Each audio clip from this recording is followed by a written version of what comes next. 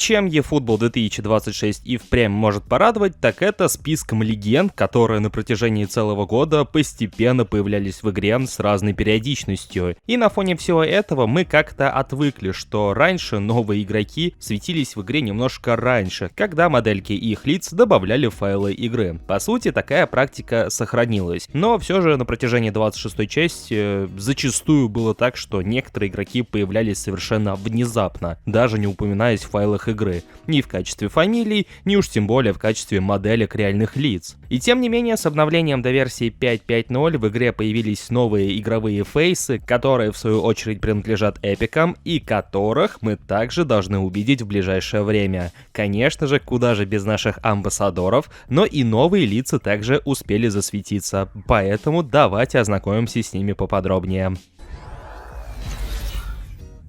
К нашему с вами сожалению, не так много моделек лиц, как того хотелось бы. Но опять же вспоминаем то, о чем я говорил еще в самом начале. Какие-нибудь новые игроки в рамках 30-летия с новым легендарным дизайном могут появиться в игре в любой момент. В принципе, им не обязательно светиться в файлах перед этим. Во всяком случае, давайте уже начнем. И начать хотелось бы с моего любимчика, так сказать, одного из амбассадоров. Это, конечно же, Неймар. Konami все никак не могут оставить позади 2014 год и чемпионат мира в Бразилии. И исходя из модельки фейса, это очередная карточка со сборной Бразилии на ЧМ. По сути, третья в его коллекции. Первая была в 2022 году в премиальном паке со сборной Бразилии, где у Неймара также было монументальное празднование. И вторая карточка была уже как будто бы не столь премиальной, но также была в около донатном паке в наборе за 1700 монет. И вот что первая, что вторая карточка, им, знаете, как будто бы не повезло, потому что Неймар на том мундиале, в принципе, неплохо себя показал и был одним из хедлайнеров чемпионата мира, пока его не снесли с травмой. И карточки, как мне кажется, не так уж и хорошо это передают. Поэтому есть надежда на то, что этим летом ситуация изменится, и Неймар 2014 года наконец-таки предстанет с новым обновленным фейсом, потому что фейсы у него на предыдущих карточках, как мне кажется, не самые удачные, ну и надеюсь, что получит хорошенькие цифры, без пикирующего сокола, конечно же.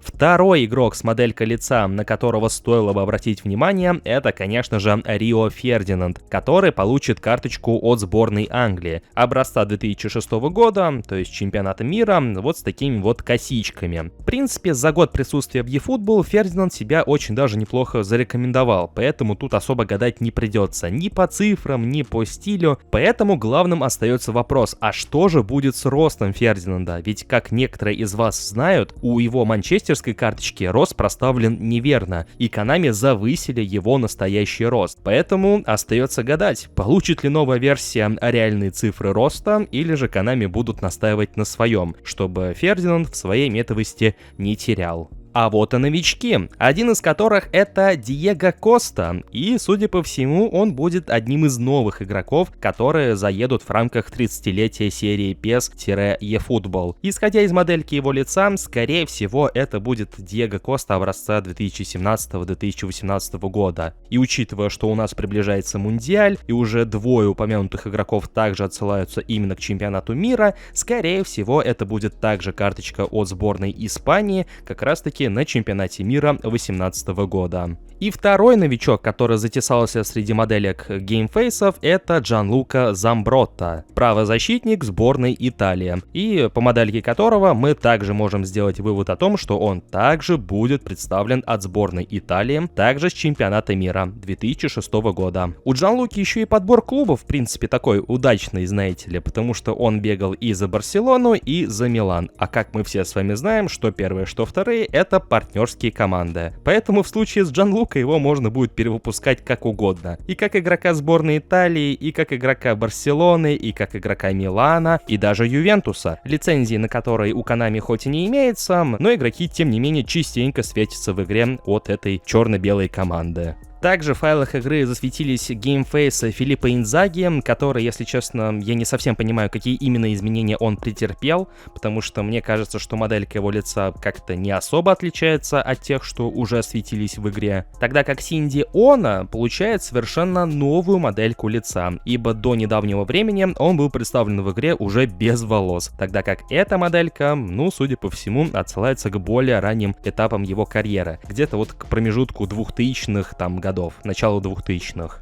И вот знаете, если бы не все эти проблемы с потенциальным доступом к игре, с этими последними проблемами касаемо доната в нашем регионе, я бы, наверное, не без удовольствия посмотрел бы на нового Неймара, учитывая, что мне всегда было обидно за его карточки из чемпионата мира 2014 года. Но и опять же будет интересно, что же Konami предпримет в отношении роста Рио Фердинанда, у которого он в игре сейчас проставлен не совсем правильно. Ну а кто из ранее упомянутых игроков заинтересовал вас и по какой именно причине, пишите в комментариях.